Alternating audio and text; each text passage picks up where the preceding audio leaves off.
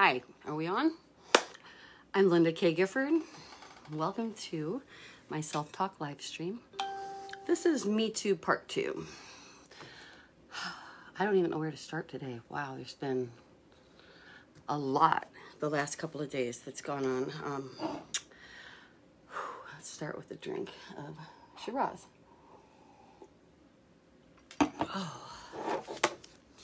So I'm Linda Kay Gifford. I'm a sexual abuse survivor. I'm a life coach. I'm becoming a speaker. My book is being laid out now. And I spent a good almost 2 hours yesterday and another good long time today talking with publicity specialist. So things are kind of blowing up here. Things are kind of getting interesting. And as far as the book goes, I've decided, been asked to go on and make kind of a teaching, not a teaching, basically more like an affirmation, except it's not that either. You know what it is. And that's what we're going to talk about today. That's why I brought it up. There are things I do every day. Like I've always said and will always say, there's no graduation day for survivors. There's no graduation day for survivors. So every day you're going to encounter things that are going to bring up memories. They're going to bring up the PTSD. If you aren't aware, I talk mostly with people who are PTSD suffering survivors of long-term childhood sexual abuse. There are places, people who talk about violent rape, things like that. That's very important and not my particular story. But please do contact the National Sexual Assault Hotline if you are in need or in danger. Call them now and see what kind of help you can get now if you need it. But I'm here just to help people like me. After more years of life lived than I'm going to admit on this broadcast, I realized the way that my sexual abuse has permeated every part of my life. I have been married and divorced 3 times. I'm just now discovering my sexuality in a way that feels like I'm in it too, instead of just performing for somebody else's needs or filling a role. That's something that all people do, fill in a role, pretend to be somebody to make a certain situation better, to fit in. But you shouldn't be doing that with your entire romantic or pseudo-romantic life, because I can't say, despite the fact that I meant to love the people that I thought I loved, the older I get and the more experience I have and the more I come to grips with what happened to me and how it has affected me, the good news is it gets better and better. It gets better and better. So yes, I've walked away 3 times. That's not a failure. A friend of mine is in Saudi Arabia, and he's finally making it to America pretty soon. And we were just talking last night for a bit, and again today for a bit. I was telling him, when you come here, he's like, can you help me find a good woman? And I'm like, it doesn't work that way in America. It shouldn't work that way anywhere. But basically, I'm like, you need to stop thinking about a good woman who has these kind of qualities, and you need to stop thinking that she's going to walk a step behind you and all those things that's been bred into him. He's a nice guy, don't get me wrong, but he was raised in Yemen, and he's been working in Saudi for, I don't know, 15 years, I'd say, as a translator for a travel agency. And so we get into this conversation, which sparked some food for thought for me. And I'm like, oh, American girls aren't going to put up with that shit, whatever, you know. Not that he said he wanted to give any shit. It's just that he's like, you need help me find a good woman. And I'm like, no, You'll be able to do that all on your own. All you need to do is stop thinking about what qualities make a woman to you, and just open your mind for a person, a partner that comes along that you sync with. And I believe that'll happen for my friend Abdullah. Abdullah, welcome to America pretty soon. I believe that will happen for him as long as he trains his mind. And so that's where I'm going with this. Training your mind. That is what we're going to do. That is what I help my students, if I can call them that. Coaching. What do you call coaching? Clients? Sounds weird. I just prefer to call you friends. My friends who I coach. We're going to relearn things. And you're going to need to start right here. This is Me Too number 2. And I'm going to reiterate a few things, probably on every show forever. Show. It's a show. La la la, the sexual abuse show. That was a terrible way to put it. Sorry, that was stress relieving. We're going to relearn. We're going to learn. I'm going to tell you things that it took me 20 years to figure out. The first time I started therapy was 20 years ago, and it was a total accident. It was marital counseling that turned into sexual abuse counseling. And then I put it away to raise my children, and then it reared its ugly head again because of a lot of things going on in society. And following a blackout, I started writing my book. So that's my background for those who are new here. My background is that of being an adolescent child who subtly and little by little was turned into a child mistress. It happened over years. It happened in degrees. And when that happens, and this is why we have to say Me Too, us sexual abuse survivors, those long-term ones that never want to talk because we're ashamed of ourselves and our families don't want anyone to know, right? It's easy. It's a lot, not easy. It's never easy, but it's, I believe, pardon me, I'm going to get so much slap back for saying that, but I believe it is easier to say, to be like, not to deal with, not the trauma. It's not an easier experience, but I think it's easier to come out and be like, I was violently raped, I was assaulted, it was against my will, I said no, I fought back. Those people are jumping on board, thank God, and giving their voices to PEG, repeat offenders, and those who have put their homes, jobs, careers on the line versus whether or not they will be sexual with them. So that's a whole nother kind of evil. Yeah, that's a whole nother kind of evil.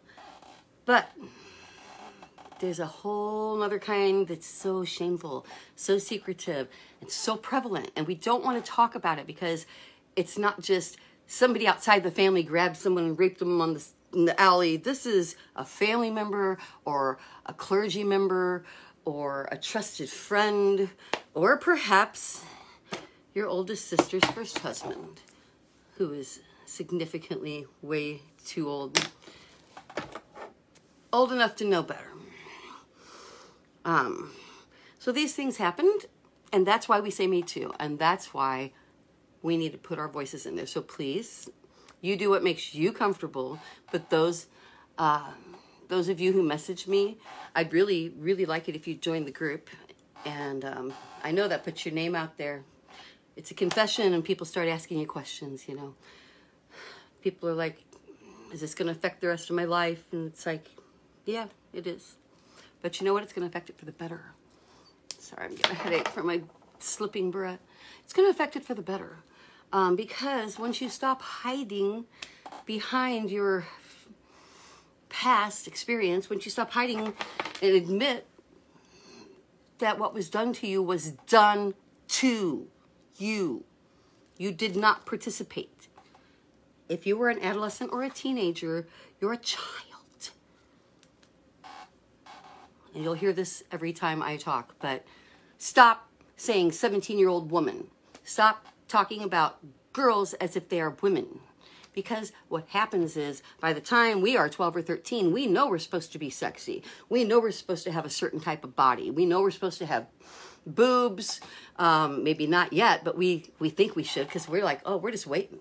You know, at that age, you're like, you've been so sexualized by the media, by everything around you. Oh, my ex-brother-in-law used to call me sexy. That should have been a clue. Started calling me sexy as a little girl in front of people, you know. And it was accepted by the people. It was accepted by the people. Don't accept that. Don't accept this kind of nonsense.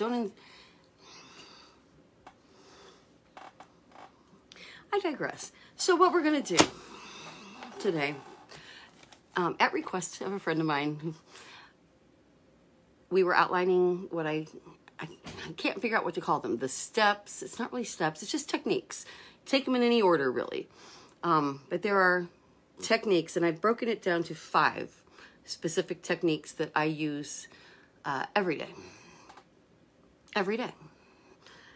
Because every day triggers come along, and some of them are on TV, some of them are just in the world, some of them are just in my mind.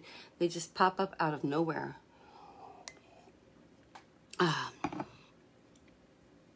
And initially, until you develop a good, caring sexual relationship with someone, you'll find that they especially love to rear their ugly, ugly trigger heads when you are trying to be intimate.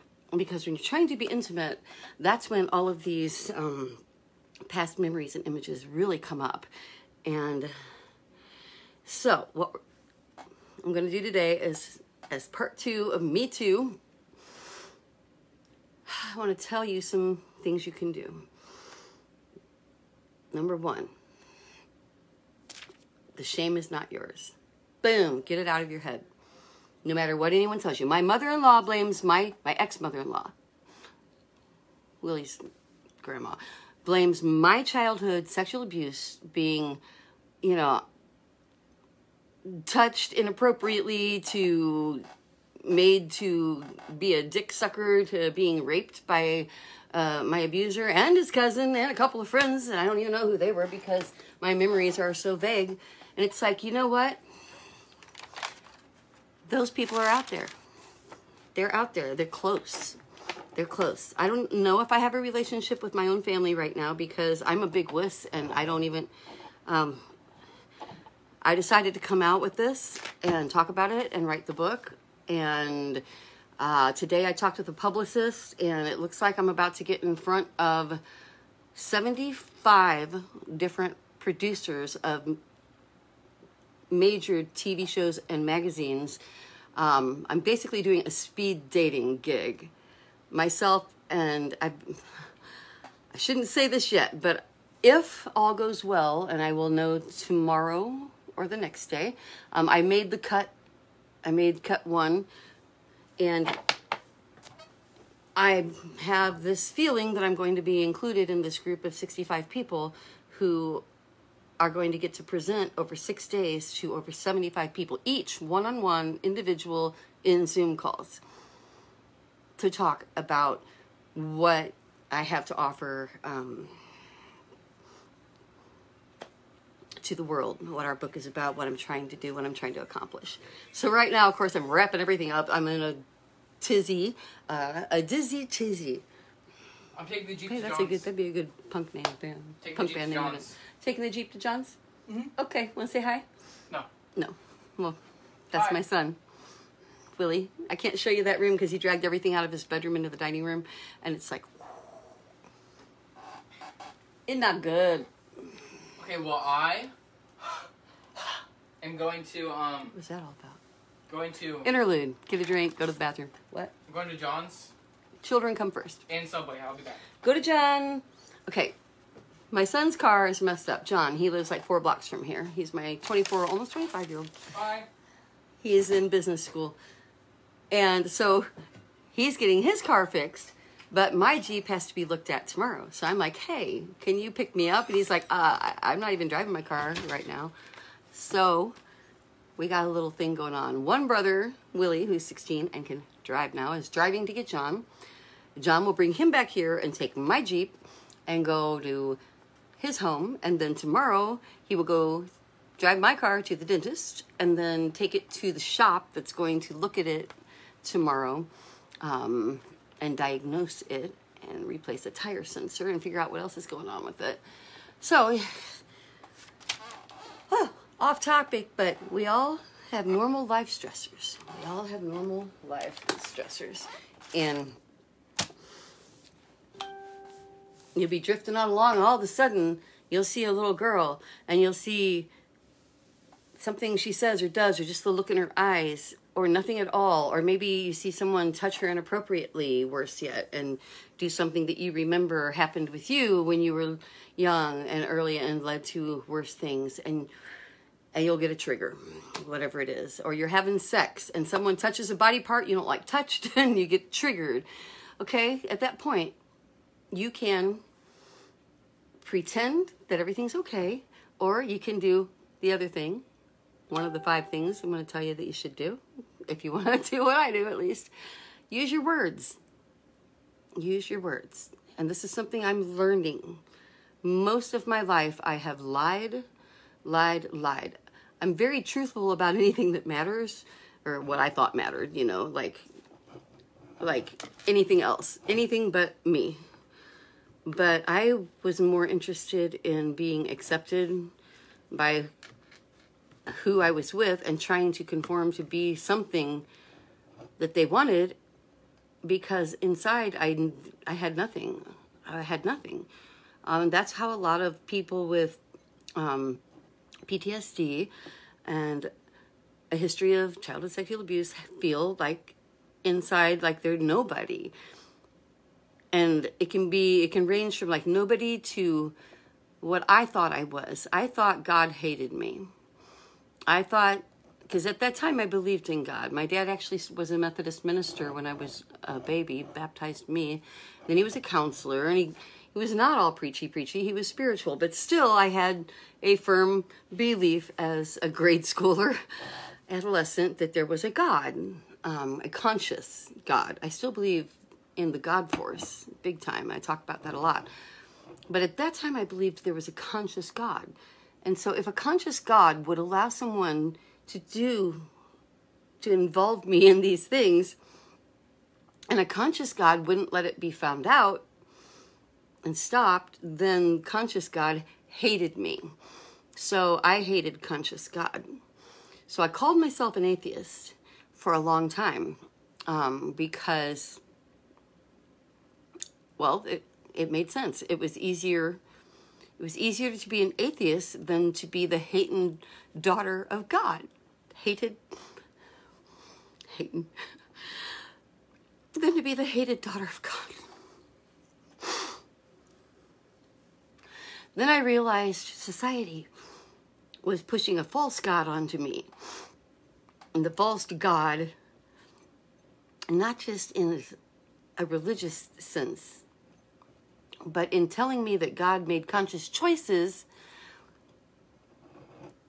they were telling me that God chose to hurt me. And these same people now still fight me. Now they think I'm a horrible person and a harlot because I say your vagina belongs to you, not your religion or your religious tradition or your daddy or whoever or your husband. You know, and they come after me and they think I'm ungodly and I'm not spiritual and whatever. It's like, no, not at all. I just finally got it. I got it. You guys made people like me and everybody else. But I'm going to say that those of us who took the brunt of it, those of us who were sexually abused to the extreme for years because of the way you allow these things to continue, these paradoxes in society. Oh, we're all for the children. Let's make them look sexy. You know, we want you to be yourself. Now, marry who I tell you to.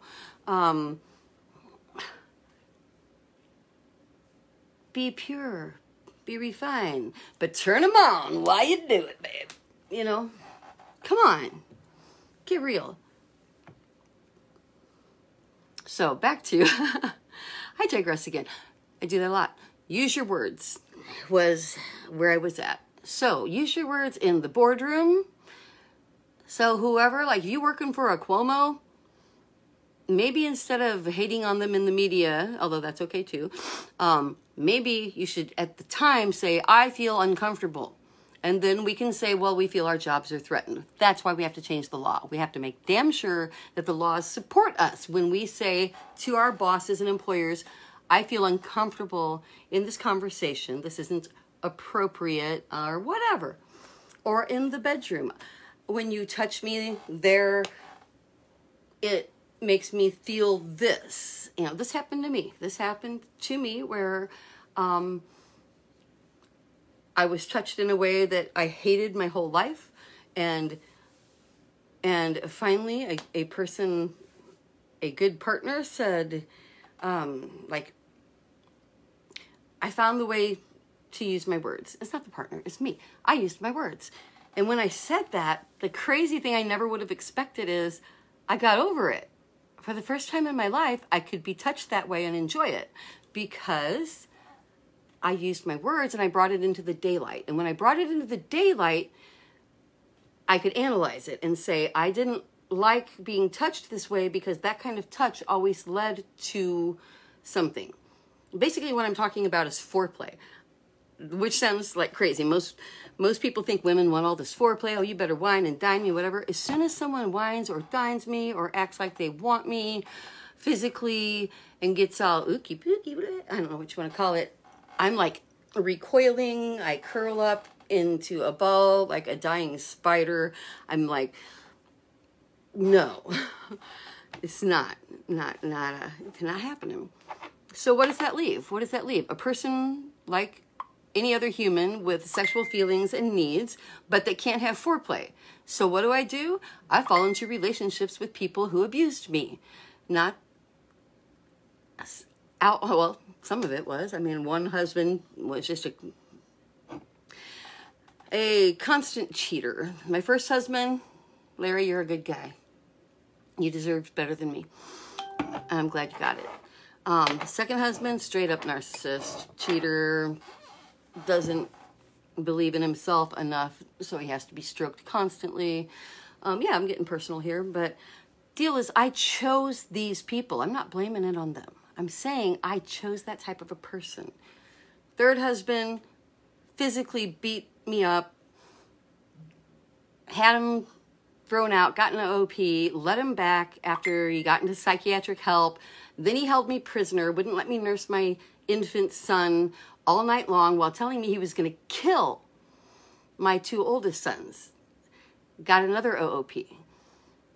My story of arriving at this joyous place is mixed with lots of joys because raising our children is always a joy if we love our children.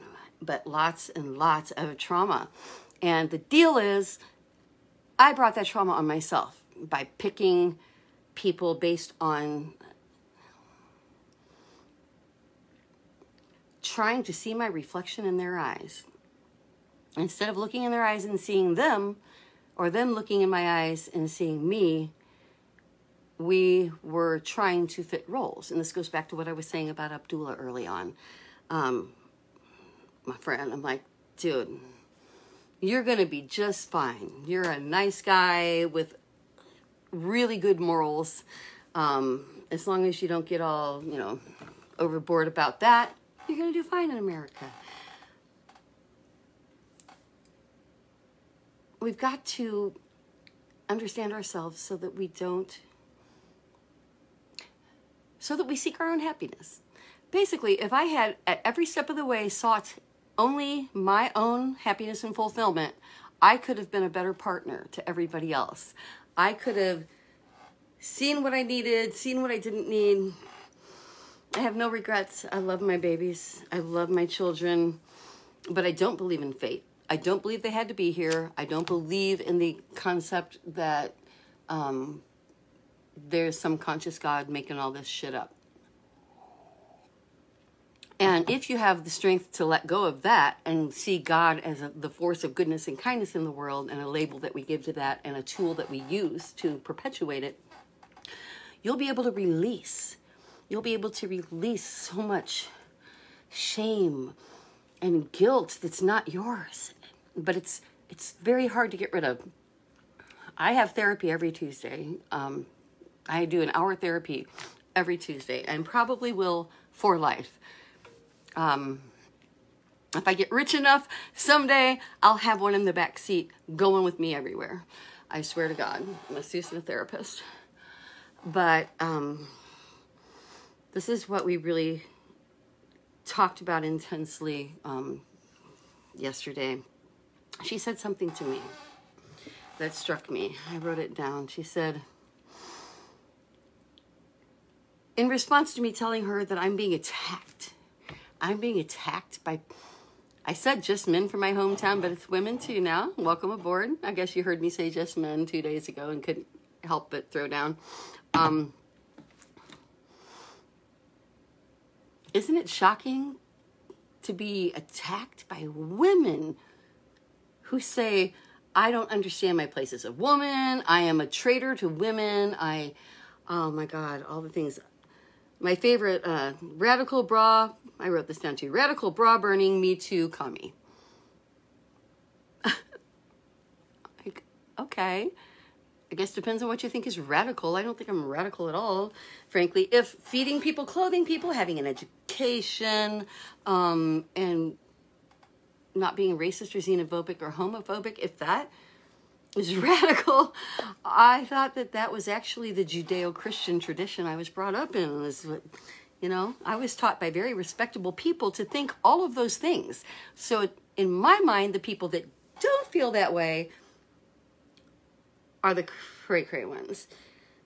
So radical, no. Bra burning, no. Got lots of bras. I got too much girl going on here. I would love to go braless, and I used to, but then I had kids and the boobs just didn't go away. So no, sorry. I have a plethora of bras, I promise you. Me Too, hell yeah. Like the whole point of Me Too 1 and Me Too Part 2 today. Yes, you can't shut me up. And I don't know why you want to. But I have thoughts and theories on why you want to. It's because women who are so trapped, they don't even know they're trapped. They're buying the shit, but they are trapped. They're trapped in the patriarchy, the patriarchal experience, and they've got no education, or at least, I mean, you can have a degree. Plenty of people with college degrees believe in QAnon and all this nonsense. Plenty of people with college degrees don't want to help the poor immigrants of the world and don't see the connection between their Christian faith and rising up those who have less. I mean, like most Indian societies, Native American Indian societies, they just like, their mind's blown by that. It's like, I saw a saying, I think I reposted it on Facebook. It was like, we didn't have a concept of money.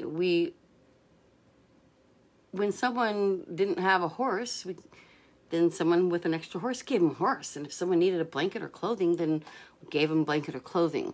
And without this concept of money, I'm not saying we need to throw the concept of money out. I'm not going there. I'm just saying that's beautiful.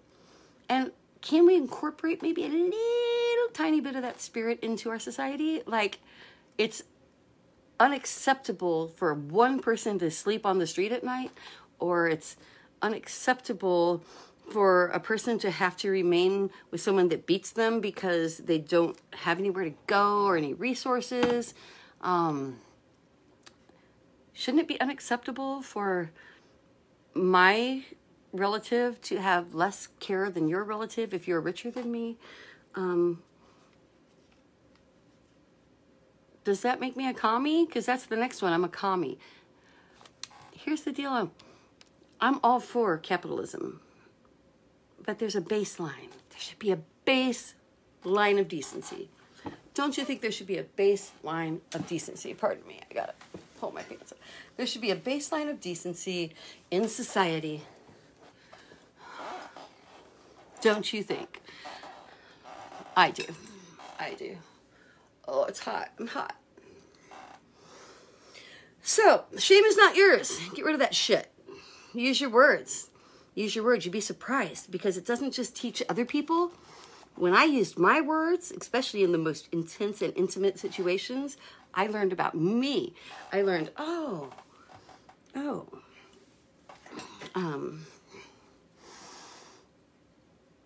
so we're separating the past from the present.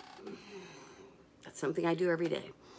When that trigger washes over you, you can do a couple things. What a lot of people with PTSD do, and they feel it's uncontrollable, is they spiral down the common terminology, I guess, these days is the rabbit hole.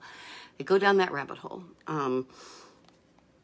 and don't know how to pull themselves out of it. And then they're in so deep that they can end up in a mental institution or the hospital or something, or certainly many of them getting drugged.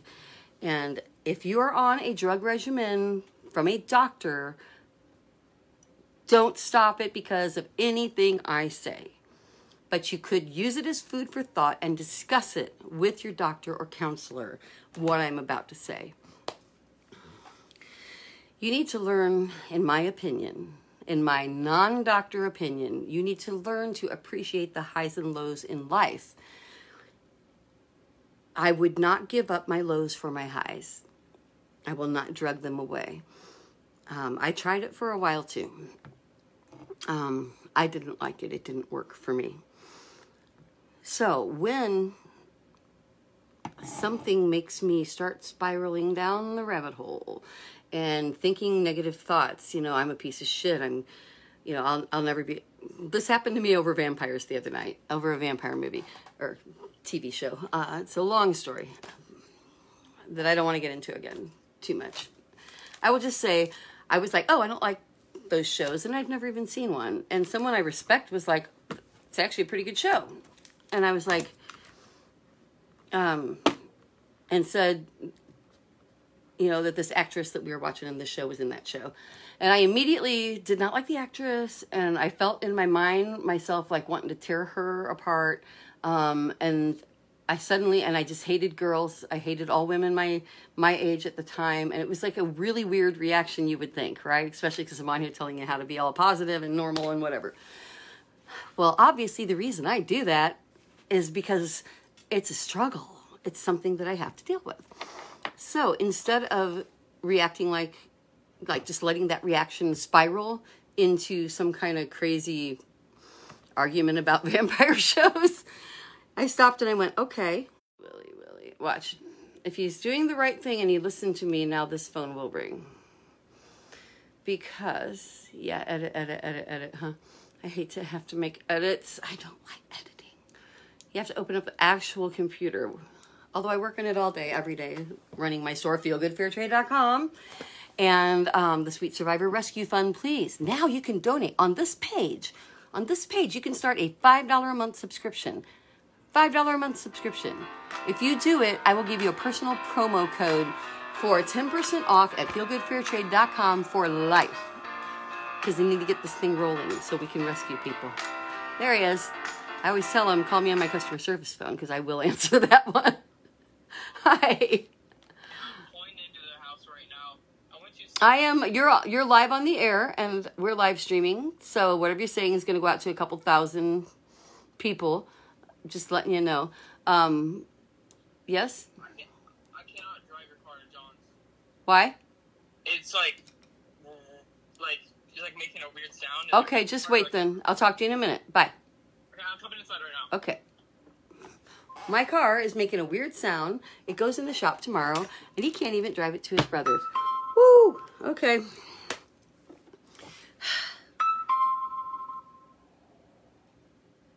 And that is the normal stuff in life. And most of the normal stuff in life makes life just a busy, normal place to be. So really, these trigger things are things, as long as you don't spiral down that rabbit hole, you can be a good mom. You can handle the day-to-day stressors. And here's how you do it. When you start to feel those negative thoughts take you and they to the point that you can't get out of them, I call it the ricochet. it feels to me often like my thoughts are, it's like a ball in my head, except my head is a racquetball court now. It's like boing, boing. Imagine a ball just smashing around in a racquetball court. That's what I do with negative thoughts. I say in my book, which is 7 chapters are pinned to the top of this page if you want to read it. I say it's like, these thoughts, I repeat them over and over and over.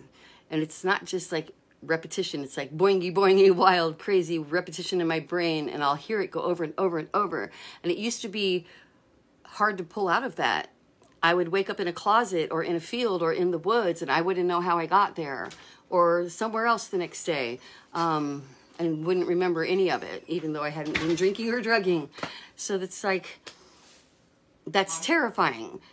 But I got used to it and kind of filed it away. But now that I've got a grip on that, I'm going to tell you what my therapist taught me 20 years ago and has worked for me ever since. You just start saying facts. Sometimes it's all you can see.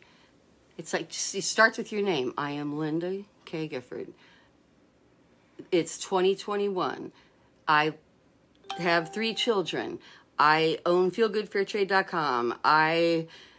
That's a doorknob. State Monday, not that it's mundane that I'm alive or who I am, but just whatever. That's a window. That's a door. I have hair. Whatever. Bring yourself to reality. And when you bring yourself back to reality, just let that wash over you and you get back about your business. It doesn't have to be a freak out. It doesn't have to be a breakdown. Don't have to go all the way down the rabbit hole.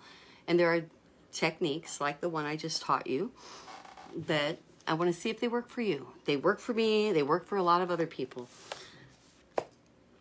And basically,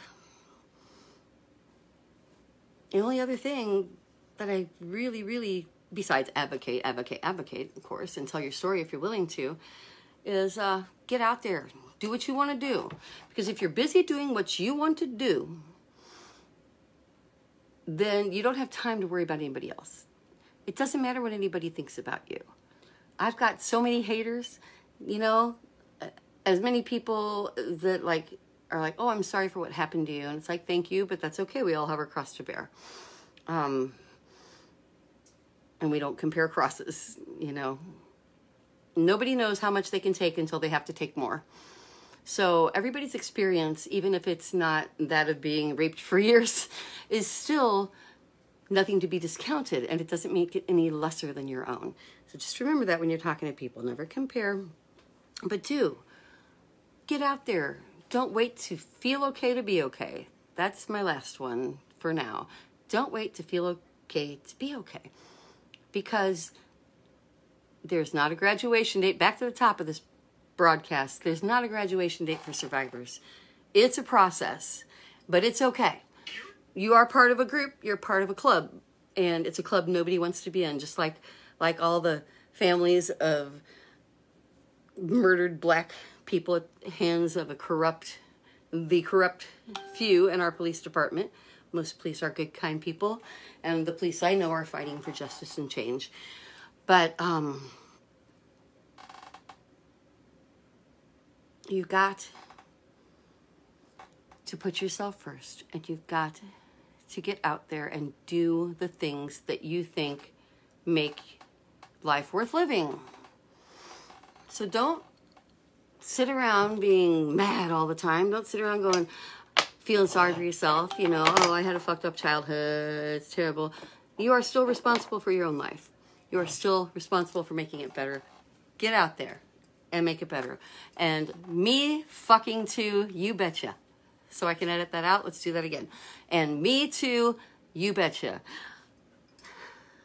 I'll never, ever, ever be silent again.